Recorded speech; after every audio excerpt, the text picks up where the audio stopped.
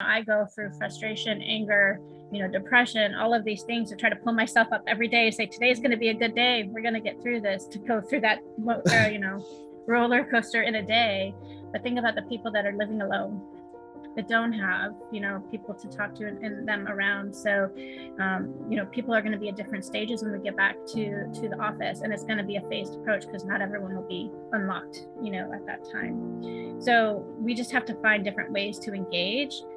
Some is with our characters, the Disney magic, and then some is really trying to address their need of, I need to have a dialogue with AAP. I need to vent to someone. I have frustration. I need to work through this, right?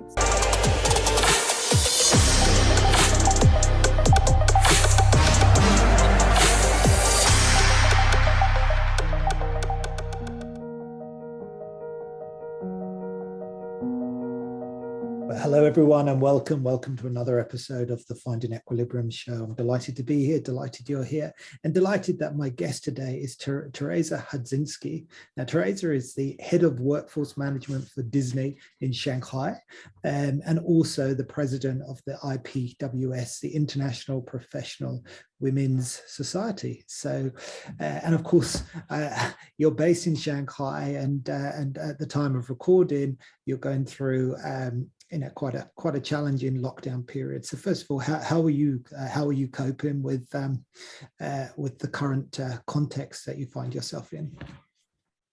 I think it's definitely a roller coaster of emotions, and a bit different than 2020 when we went through this.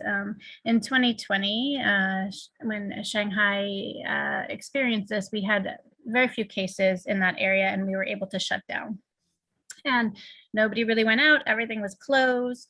And you kind of had these key milestones that kept you going, but you were engaged with work. I mean, I think I was only off the job site for maybe 2 weeks, and that was around Chinese New Year, right? But we were consistently there. We were just marching towards reopening and when they would let us to reopen. What is different, this time in 2022 is that there is, extreme uncertainty, and the game rules keep changing. And so, and that really has, provided a lot of people, we've lived with uncertainty, but this is worse than uncertainty, because it's the uncertain, times 1,000, right? And we really started going through this at the beginning, well, actually it's the beginning of the year, where we would have random lockdowns. You had buildings close with people working in it for 2 days so that they could test and do that. We also had, we had IKEA closed for 2 days with people in it, then they tested from that. And things like that happened through January and February, really disrupting life. And then in March, it really kind of took off, where they were locking kids in schools for hours, 8 hours, 9 hours, to do testing. No one could leave while they were doing testing. So there was a lot of uncertainty. And then they started just really locking down communities, right? And people were just stuck, right? And so you didn't know what you were when you woke up in the morning. Am I going to be able to leave my house? Am I going to be able to get to the office? I remember very vividly, my daughter had switched to online learning on the 14th of March. I was working from home that day to help her do that. And then Tuesday, I was back in the office. Wednesday, I woke up to get ready for school or get ready for work, and a note from our housing that said, oh, you are locked in for 2 days, 48 hours. We're going to do these tests. Well, that 48 hours turned into 6 days at that time. So, and with several tests around the way, but lots of lack of communication, right? And a lots of you're just in limbo and waiting. So we have been in some sort of form of lockdown since that day on March 16th. And then on the 1st of April, we went into complete lockdown that we couldn't leave our apartment. So we have now gotten down to the part where we can actually leave the apartment and go to our grassy area, but we can't leave the complex. So from a personal aspect, aside from the work, it just keeps changing, right? There's lots of, just quiet, no testing, nothing, just quiet. And we don't know what's happening. Then I have 2 young children, a 7 and a 4-year-old, and keeping them stuck in a house, without being able to go outside has been quite challenging, and the emotion that they're having, right, from that aspect. So then that adds a bit of pressure and tension for yourself to say you can't solve what they're going through, right? You can't fix it for this moment. And then, from the work aspect, we were actually still open a week before or a week after I was locked in, but with very low number, like 1,000 people. Like, it was probably the best experience those people had, but they had to have a test within 24 hours of coming to Disney. So we had to double check that, and then we closed down. And so trying to keep track of 10,000 people, and what type of condition they're in, what type of lockdown they're in, has been quite a challenge, and trying to continue to engage them and make sure they get communication from us, so that they hear something. In addition, we have dorms. Out of that 10,000 people, 3,000 to 4,000 people in dorms. And so I don't know if you remember your university days and your dorm residence in your dorm room. They're quite small, and 4 people to a room. So you can imagine the emotion, that is going on there when they can't leave their dorm room from that aspect. And we did have, obviously COVID was going around, there's cases, and there's even stricter requirements at that point. So it's just been, a roller coaster of emotions, but, not that much highs, more like the small little like dip, dip, dip, dip from that. So it's just a lot kind of going on, and we're getting closer to coming out of it. And then we have to kind of rebuild from that. But I think what I find this time is that because of lack of communication and a bit of transparency, that the trust is gone. So many people are leaving Shanghai are planning to, or if they're going to go home for the summer, they're packing like they're not coming back from that aspect. So we will get through this, but there's going to be quite a lot of costs, both physically and emotionally. Wow, thank you for sharing that. I mean, it sounds like you've been under house arrest in many ways, like being literally not able to, and that's challenging for everybody. But of course, with you and your role having 10,000 people, how have you been able to engage with them, given the level of uncertainty? And nobody likes uncertainty, and particularly when you work for a company, everyone asks those questions like, when are we going to come out of this? When can we go back to normal? And of course, you have no answers to those questions. So I'm curious how Disney, particularly Disney with the philosophy that Disney has around happiness and joy and all of the things that Disney represents in people's minds, how has Disney been able to keep the workforce engaged during this period of intense uncertainty, where there is no clarity on when it is actually going to end? I think that this one is different than 2020, right? We just had cast members that were was sitting around waiting for us to be able to reopen. So we do have a kind of a cast or an employee app, that we engage with that.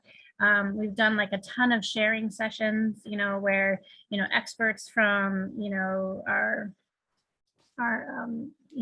like our horticulture, right, and things like that, or our chefs, they're doing sessions, where they can engage people and people can learn more, right? And of course, our EAP programs, lots of that, from the meditation to how to do like the nighttime yoga, things from that. But I would tell you where we struggle a little bit this time is that for this period of time, people's basic needs were not being met, right? And if we look at that hierarchy, so a lot of the time, and we still are here, right, from pulling that out. So it's making sure we get the care packages out to them to make sure that they're getting food, right, or making sure they know how to do the group buys that are happening so that they can get things delivered. Because right now we can't, if I order something from my local grocery store, you can't get it, right? You have to get for these group buys. There's just not enough people to work. They're all locked down when Right. it comes to it, and the supply chain is completely backed up. So there's food, but there's not delivery people to be able to bring it to you, right? From that aspect. You know, I joke as I think, I know this is better when the 20 things that I bought or 20,000 things I bought online actually get to me, right? When that one thing gets through, that's not a group buy, you know, so we've had to spend a lot of time addressing that, you know, and I think as we continue to do this, then we have to phase it, you know, as they start to come back to work, and how we address each part of their emotional phases as they come back, right? Because I would tell you right now, they just need to get their emotions out, right? And we've got to find a way for them to do the outlet, you know, from that. They've been isolated from people. So even for my sake, you know, I go through frustration, anger, you know, depression, all of these things to try to pull myself up every day and say, today's going to be a good day. We're going to get through this, to go through that, you know, roller coaster in a day. But think about the people that are living alone, that don't have, you know, people to talk to and them around. So, you know, people are going to be at different stages when we get back to the office, and it's going to be a phased approach because not everyone will be unlocked, you know, at that time. So we just have to find different ways to engage. Some is with our, you know, our characters, our, you know, the Disney magic, and then some is really trying to address their need of, I need to have a dialogue with EAP. I need to vent to someone. I have frustration. You know, I need to work through this, right? So, Yeah. And we're seeing that around the world, I guess, now that many parts of the world are coming out of lockdown and are getting back to normal life. What we're seeing, of course, is that a lot of people are going through post-traumatic stress. You know, people, it's not just a case of just, okay, now it's over, let's go and kick back. Of course, everyone's gone through trauma, and we're seeing that, you know, through the work we do, is that many businesses had perhaps underestimated the level of support that is required just to help people readjust to normal living. For 2 years, it's been, you know, very fear-based approach to communication and to people. So now we're gathering again. It's not as easy as just let's kind of pick up where we left off, because people have gone that's through. gone. The river's moved on. The place is not there. It's very true. But can you see an end coming now? Like, what is the latest? Yeah, I mean, I think, you know, we knew we had to get through the May holiday, right? And so that is through the 7th. And then I really do think they will start bringing, you know, things back. I think they've already started manufacturing to go back. And I think many places started back the end of last week. And then obviously, like for us personally, we fall in, you know, tourism. And so it might take us a little bit longer to come back, right? And so we've tried so hard to keep people whole, you know, when we've been closed and all of that. So like I said, every day there's like new people that are allowed to go out, but there's new restrictions, you know, for that. They have started to set up like testing sites. So you can normally get your PCR test or NAT test and nucleic acid test at a hospital, right? And then it registers and then you can show proof. It sounds like if you want to do anything in the city, like you are going to need a test to show proof of a test within 48 hours. And so really that kind of means you have to test every 24 hours because it takes like 6 to 12 hours to get the report back. But they've sent up like little, like, I guess it looks like a food cart type thing or food kiosk type thing throughout the city that people will be able to just go and get a test, you know, as they're like crossing the street, right? Like they can go there and get that. So they have that. So right now they've already implemented those. So a lot of the workers, whether they be like from the hospital or the construction, you know, anything that's, because stores are slowly starting to open, but they need to get that. So that's where the priority is right now. So I guess then in a way that is, you know, our way of starting to live with it from that aspect.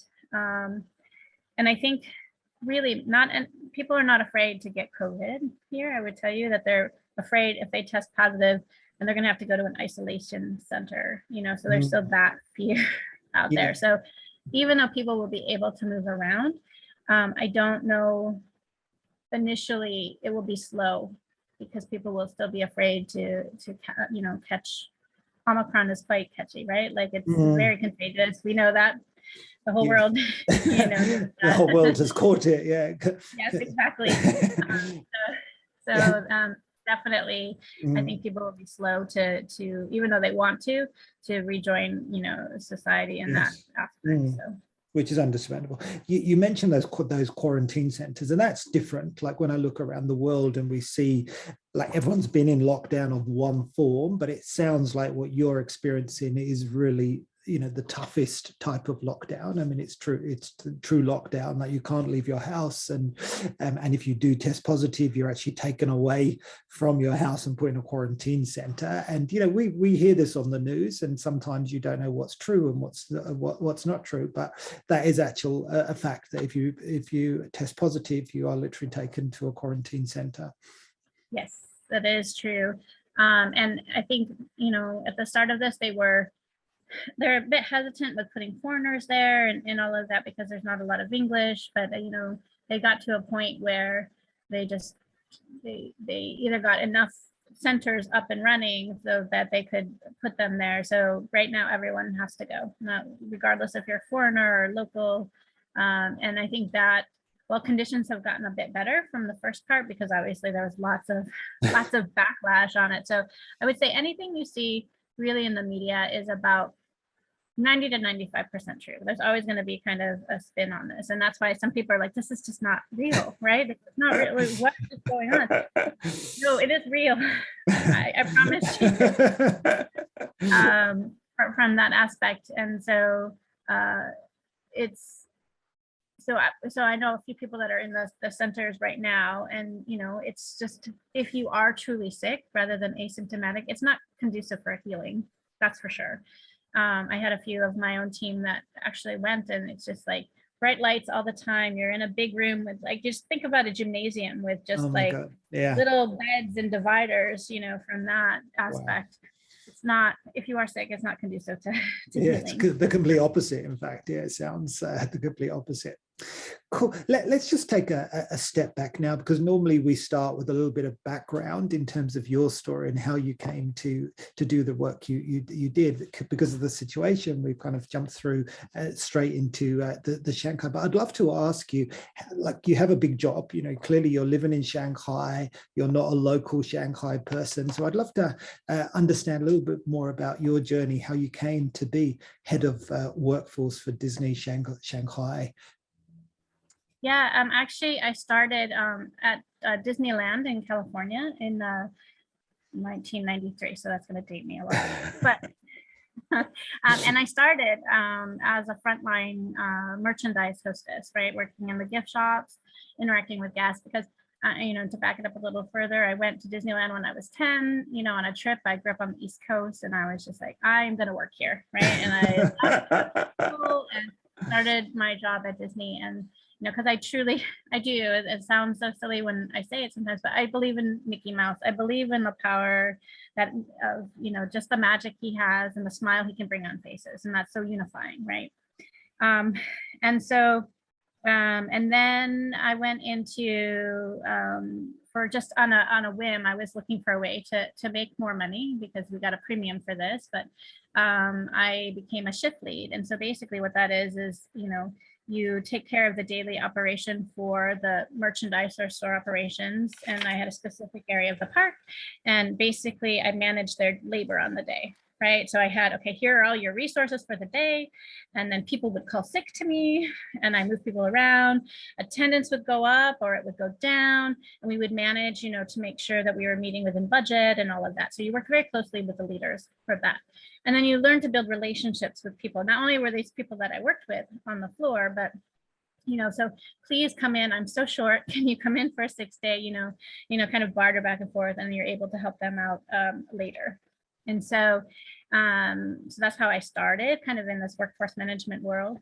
And then I kind of, went into project roles from there. And then in about 2000, we were expanding, and that's when I became a scheduling leader. So my team was responsible for producing the schedules for all of the attractions for the new park that we were opening. And it's really, in workforce management, you have a team that figures out the planning piece. This is where you execute, right? And this is all about being gray, right? Because people's schedules is all about emotion, right? So you have the analytical piece that puts you there, and that's the puzzle, but the puzzle never looks the same at the end of the day. I don't think I've ever seen it look the same. So I, as the leader, where my team had to be very kind of black and white with union rules, I had to be the gray with people who were unhappy with, what they received, and kind of working through that. And then I went into more project work as a project manager, and I helped centralize our hotels into workforce management functions, and we opened up a hotel office. And at that point, we were still, 2 of the 3 hotels were not Disney's when they first opened.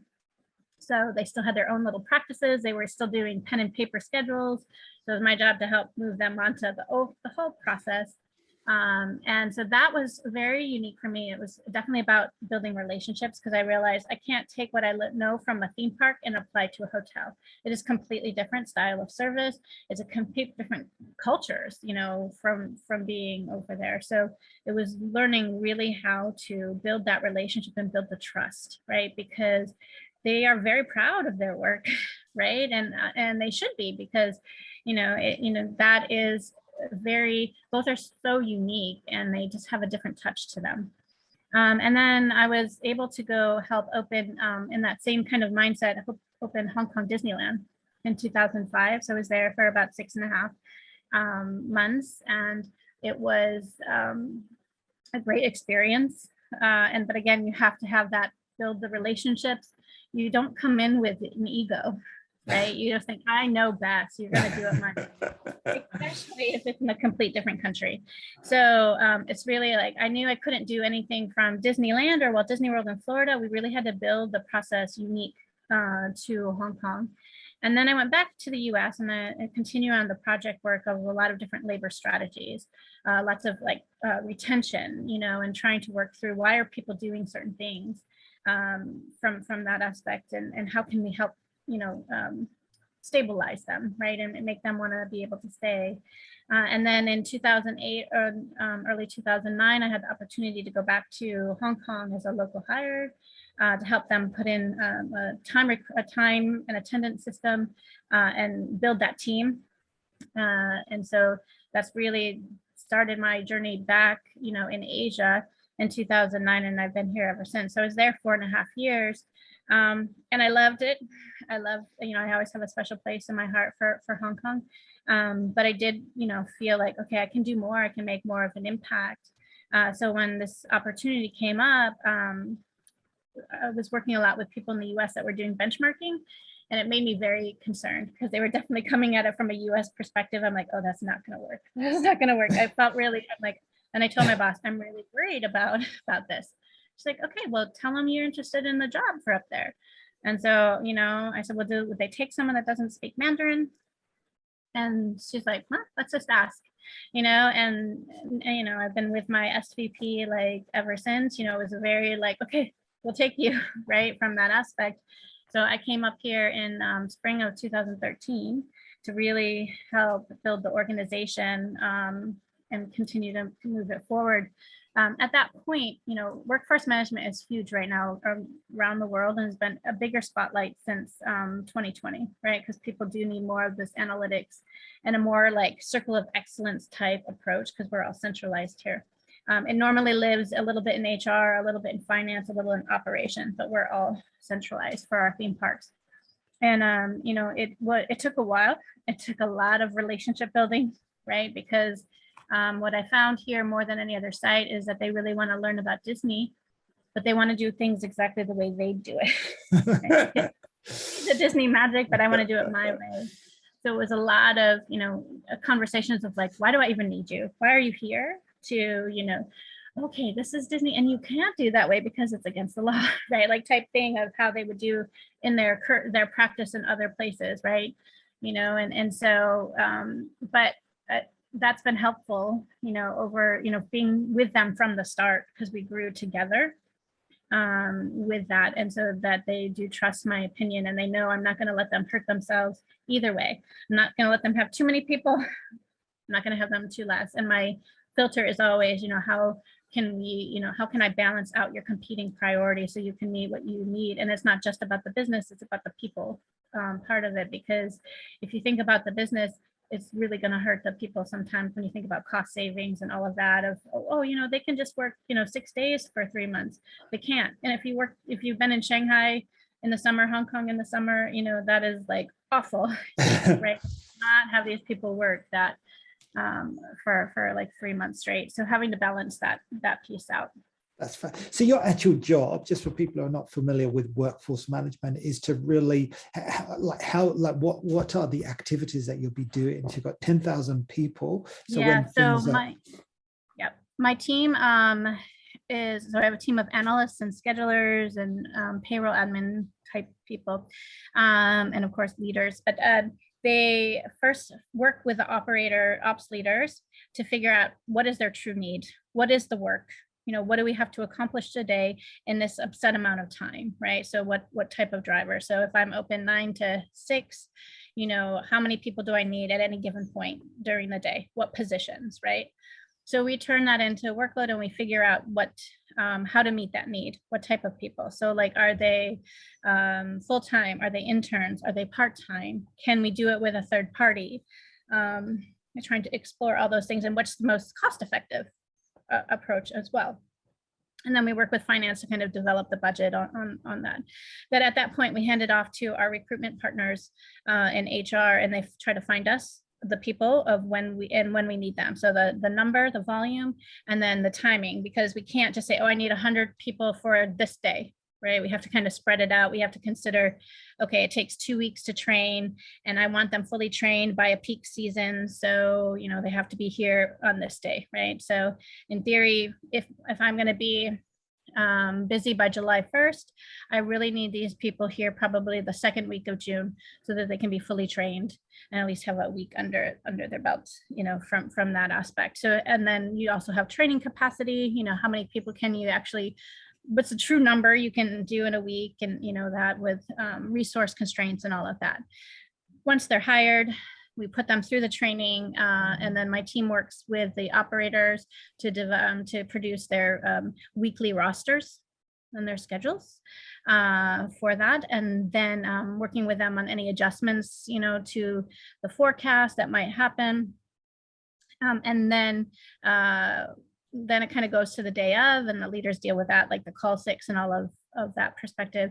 And then the data comes back to us. We go through the data and check for the data integrity, and then that gets shipped off to payroll so that they can pay it. And then it's just constant, and then anything that would come up, right? Like vaccines. My team is, in charge of the vaccine schedules, and, from that and tracking all of that, and any special event, anything that would come from that perspective. So. Wow. Okay. Thank you for sharing. That's like huge responsibility. I mean, the word that comes to mind, and I just want to pick up on something you said earlier, it's about balancing the needs of the business with the people. And of course, a lot of that is very business focused, the analytics, the scheduling, and all of those things. How do you get the right balance between the well-being needs of the people to ensure that their emotional needs are being catered for, and the needs of the business? Like, what is it? Is there a process? So like, how do you do that? How do you ensure that balance is met? It's a process, and sometimes we can do it and sometimes we can't, just because of the nature of the work, right? But it really is, most leaders would be very, when we're working with them, they're very conscious of the number of hours somebody is working, the number, which we go back and forth and we audit that. And sometimes they'll drop positions so they don't have to staff it for the day. So that's the conversation we'll have of, even right now, like coming out of this, is that, okay, I know I'm going to be a bit short in our overall headcount and what we can support. So what don't we need to run to make sure that experience is okay for our cast members? And if they do have to run a period of time, when they're doing 6 days, which is completely legal, right? From that aspect, it's like, just really, let's come out. And so what my schedulers will do is they'll kind of like say, work out a plan. So you would get 3 days off in 2 weeks, right? So you might get 2 days off, 1 week, the next week you're 6 days, and they would rotate, right? So they could make sure, that they're monitoring. So like my schedulers have a certain set number of cast or employees that they take care of, and then they can pay attention to that. And then it's really lots of relationships and talking and working with the leaders to make sure that we're meeting that. But there are times when we just can't avoid it. And we try to fix it as soon as possible or find other solutions to it. So thank you for sharing that. So the other question that comes to mind is China. So clearly living in China now for this period of time. I mean, first of all, the first question that comes to mind is how do you do the job? I mean, do you speak Mandarin now, or so how do you, because we talk about relationships, we talk about communication, how do you communicate with the cast members and the workforce? I'm assuming that everybody can't speak English. My leadership team speaks English, and some are better than others. Most have been with me, from the start. Actually, my whole leadership team has been with me from the start, and so then they will take it down. But I have no problem. And then most of our other leaders, they do have English ability, who I usually interact with on a daily basis.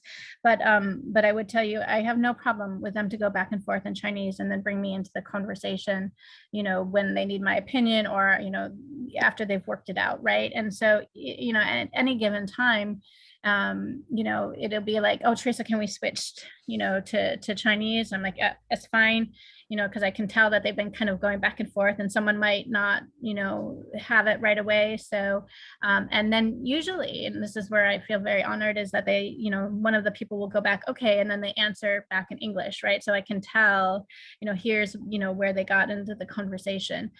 So yeah, I know I'm in China, and so I don't expect them to only speak English, but it's then also bringing it back so that I can add the value from that aspect. So, and like my team, so I have a team of 70 people that work for me. And, I try to do regular touch bases with every single one, throughout the quarter.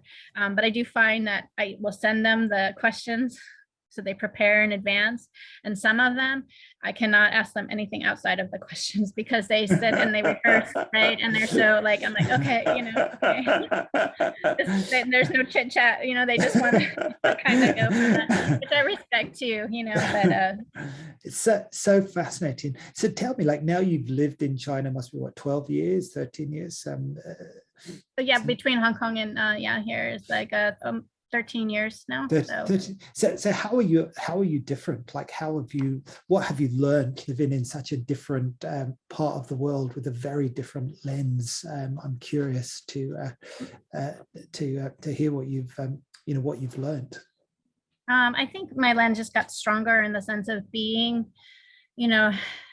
just not sensitive, but aware of just the vibrancy of other cultures, from that, and what everyone kind of brings to the table. And it's just fascinating. And even China is such a big place, right? And there's so many cultures within China in itself, and even within my own team, where they all come from, and the food, the differences in the food, or the climate, or things that they might be used to. So it's really, I feel like it makes me a better leader, that I can be more self-aware, to be open to, listening to everything, to help us get, move things forward, right? And I know what to filter, not filter, but, everyone brings something so unique to the table. So I just want as many, points of view, so you have the balanced, that you try to solve for I want to say solve for everything, that you try to address as many things as possible. From that aspect. I think it's fascinating. I love it that my kids can speak. They can speak complete Mandarin. So can that's they really? Oh, that's amazing. Yes. That's such a gift. Yes. Such. And they won't talk it with me, right? Like, but that that is a great thing. And then they are exposed to so much more. From that. And so that's where sometimes I worry about going back home. I'm like, oh, I hope I'm not narrowing, their views, right, by doing that, and continue to have their minds open. Mm. But I guess it would, because I've never lived in America, I guess living in America would be new and different for them. And I think having Yes. new experiences and different experiences is the way you expand your mind. So I personally have loved traveling, and because you learn and you see how different people live and experience life. So you know, it's fascinating. We're almost out of time. We've got a couple more questions. I know you're the president of the IPWC, and I just wanted to understand a little bit more about what that is and what you do, because we had a brief chat before, and I know it's all about community, which is such an important part of well-being. And I think, as we've all learned, connection is such a key part of any well-being strategy. And when you isolate people, you cut them off, as we've been saying, of course, that really leads to illness over the long term. But community connection, it really fuels us as humans. So I'd love to understand more about the work you do as president of the IPWC. Yes, so it is an organization that's been around for almost 30 years. It was started in 1993 by a group of expat professionals. Back then it was Expat Professional Women's Society at that point. It went through a rebrand a few years ago, but it really is a platform for women to connect, learn, grow, and inspire each other. So we do have a very big community and member, dynamic when it comes up to things. Like, so before it might have been a true like 9-to-5 professional, but we've kind of shifted into more like entrepreneur. Like, the meaning of professional means something different now than it has, in the past.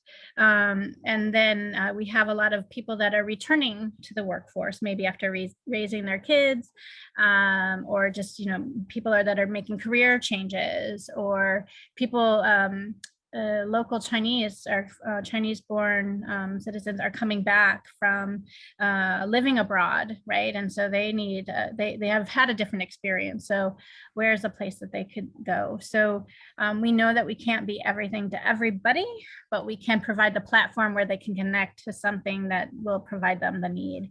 And so what's been challenging in this time, so we're a board of directors of seven directors, all volunteer based. And so, and we really put on events that are focusing on professional development.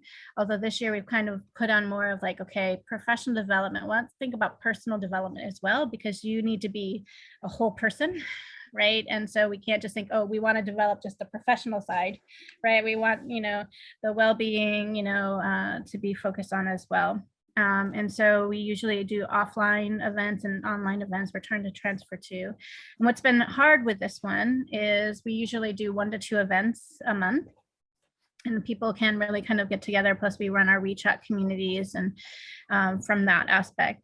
And we had our last event on Women's Day, and then it kind of all got shut down or shut down from that aspect. And we actually had to delay a bunch of different things in January as well.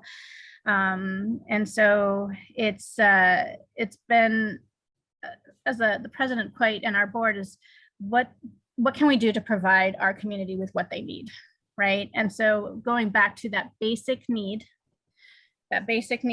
everyone was worried about food, right? To get their food, to transition to work, online learning, and, being online all day, right? So we, I would just be engaging with them in the WeChat group, just saying, hey, you know what, I'm going through a lot. I know you're going out, reach out if you need it, right? And then we've been trying to figure out, okay, how do we come out of that? So last week we did, a comedy session, which was very new for us because that's not professional development at all, but it was really just a night for us and it was very random, but it's just like, let's take a night and laugh, right? Take a breath, not worry about if, getting on a group buy at this time, or, what needs to be done working remotely, or what has to be turned in, or, what stage of, lockdown I'm in.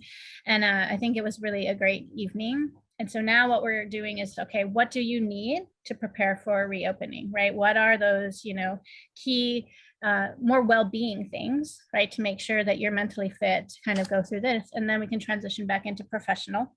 Like, what do you need for this? Like, so trying to phase it. So, okay, we know what we're going through. We think they're kind of going through the same, right? And you can watch because, when we first closed down, you see a lot of coaches and all this stuff, they're kind of hitting hard on some of this professional development. And I'm like, nobody wants that right now. Nobody cares. Like they just want to get through day to day, right? But we're passing that. Right. And so, and I think the coaches have realized that. I see a lot of our local coaches are offering free sessions, just to kind of help people talk through things. And yeah, it might be hurting their financials, but it's actually, everyone's trying to help the community rebuild, right, from that aspect. And so that's what it is. We're just getting into this phase of what can we do to provide them what they need to be prepared for this, and then thrive when we're out of it, right? Because like I think I said at the beginning of this is that we are going to get out of this, but there is going to be a cost, and how can we absolutely throughout the world. I mean, that's what we're seeing. It's like it's now measuring the cost of the impact, because you can't lock people up for weeks on end without it having a cost and an impact. And and that's becoming more aware, because the world has never done this. This is what's interesting. So now there's always consequences, so we just don't see them at the time. But I love what you say about comedy night, because it reminds, when I did my degree in psychology, many moons ago now, I actually did my dissertation on the power of humor, really to deal with challenging situations just like this. And I think it really brings home that point that when you're in a kind of survival mode, which I guess you are, when the future is so uncertain, it's just let's get through today. But how can we make today as pleasant as possible? And humor, comedy, those types of things just take our minds away from the the very serious nature of what's going on at the moment. So thank you for sharing that. So last question, and I ask all my guests this, but this podcast is called the Finding Equilibrium Show, and it's all about balance. And talking to you at the moment, there's a huge amount that is out of balance, but things come back into balance. We know that the universe has a way of finding balance over time. You just need more time to kind of look at the whole picture. But when I ask you that when I say those words, finding equilibrium, what does that mean to you? Is question one. And then the other part of that question is, I'm curious what you do, because out of lockdown, you've still got a massive job, lots of responsibility, lots of people. In lockdown, it's a different situation, but you still got the responsibilities. I'd love to know what you personally do to find equilibrium in your own life on a day-to-day basis. So what does finding equilibrium mean to you, first of all? Where I think it's that moment where you can just take a deep breath and there's no other emotion with it, right? Like it's just this content and calm, rightness from that. That's my equilibrium point, where I don't have that anxiety, and it's not, where I have to think about this, and I'm not running, a million miles a minute in personal life in my head, and all of that. It's just, you just have that feeling, and you're whole, and you're that is my feeling, right? Like it's just that breath and not having any of that competing things with it. So I love that. It's like being, really. You're just to being. It's just being. That's where like you are, right? I love it. Being. Yeah. So, and then for the second part of it is, that is something that, I'm not the best at sometimes, but I would tell you it's about people. For me, that helps me find my equilibrium, and I know my purpose, right? And my purpose is people. My purpose is that connection. So whether I see it in my kids, and watching them grow, and the laughter, that fulfills me, and knowing, okay, you're not messing this up, right? Like they are happy, or my team when they're achieving, right? And I know that they're pulling together and they're doing things through our community. When they come back to me and they say, thank you for this, thank you for doing this, right? That is my equilibrium, because that allows me to breathe and be, and knowing I'm doing it. This is my purpose. And that helps me find that, right? So it's about people and knowing that I'm helping another person. So I love that. Thank you so much. And Teresa, let me acknowledge you for like all the work you've done, because when you kind of step back, and thank you for sharing your journey, but Disney of course connects and brings joy to so many people, and you're very much part of that. So when you actually think about the impact that you personally have on people, there's your own workforce, but then there's all the people who come to the park and experience, you know, everything that Disney has to offer. So you know, congratulations for everything you do. I really hope this challenging period comes to an end soon, and I'm sure, you know, we've all learned from the experience, and sometimes the worst experiences actually lead to our greatest growth. So thank you so much, Teresa. Thank you for spending some time with us today, and I look forward to continuing the conversation on another episode, because I feel there's so much more that we can chat about. Thank you everyone for listening and for your attention, and we will see you next time.